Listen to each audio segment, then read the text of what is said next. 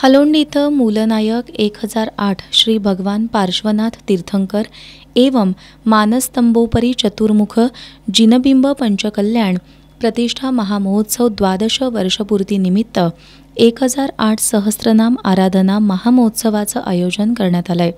समस्त दिगंबर जैन समाज, वीर सेवा दल, वीर महिला मंडळ, 1008 सहस्त्रनाम आराधना महामहोत्सव समिती यांच्या संयुक्त विद्यमानं 31 जानेवारी ते 4 फेब्रुवारी या कालावधीत हा महोत्सव आयोजित करण्यात आला आहे। गुरुवारी पहाटे 5 वाजता मंगलघोष, यजमानांच्या घरी मंगल स्नान, नांदी मंगल आणि यजमानांच्या घरापासून मंदिरापर्यंत सवाद्य मिरवणूक काढण्यात आली। मूलनायक भगवंतांचा पंचामृत अभिषेक, महाशांती मंत्र, देवाज्ञा, आचार्य निमंत्रण, प्रतिष्ठाचार्य निमंत्रण, संध्यावंदन, सकलीकरण, इंद्र यजमान प्रतिष्ठा कंकण बंधन आणि वृत्तबंधन झाल्यानंतर मिरवणूक मंडपामध्ये आली। मंडपासमोर सौधर्म इंद्र इंद्रायणी ज्योती जयप्रकाश पाटील आणि ईशान्य इंद्र इंद्रायणी लता संजय पाटील यांच्या हस्ते भगवंतांना पंचामृत अभिषेक करण्यात आला।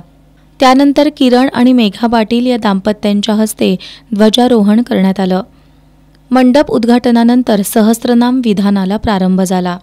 दुपारी आचार्य श्रींचं मंगल प्रवचन झालं। गणपती, कुबेर, इंद्र, इंद्रायणी वर्षा प्रदीप पाटील यांच्या हस्ते समावशरणावरती रत्नवृष्टी करण्यात आली। सुवर्ण सौभाग्यवती सारिका सूरज घुमाई यांच्या हस्ते मृतिका संग्रह आणि अंकुरारोपण करण्यात आलं। त्यानंतर जनशास्त्र आणि ध्वजपटाची हत्तीवरून मिरवणूक काढण्यात आली। यामध्ये 2 हत्ती, 7 घोडे, 5 रथ, 2 बँड पथक, हलगी आणि कर्नाटकातील श्रवण बेळगोळमधील सुप्रसिद्ध वाद्यांचा सहभाग होता।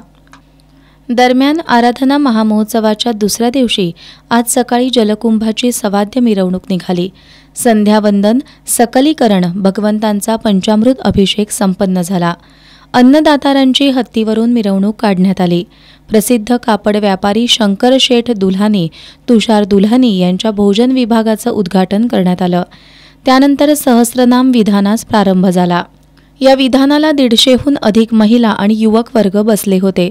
त्यानंतर आचार्य श्री सुयश गुप्तजी, मुनिश्री तत्वार्थ नंदीजी आणि जगद्गुरू जगतपूज्य अभिनव लक्ष्मी भट्टारक पट्टाचार्य महास्वामीजी यांचं मंगल प्रवचन झालं। सायंकाळी 5 वाजता जनशास्त्र आणि धर्मध्वजाची हत्तीवरून भव्य मिरवणूक काढण्यात आली। सायंकाळी आरती आणि सांस्कृतिक कार्यक्रमानं दुसऱ्या दिवसाची सांगता झाली। माजी खासदार राजू शेट्टी यांनी सायंकाळी महामहोत्सवाला भेट दिली।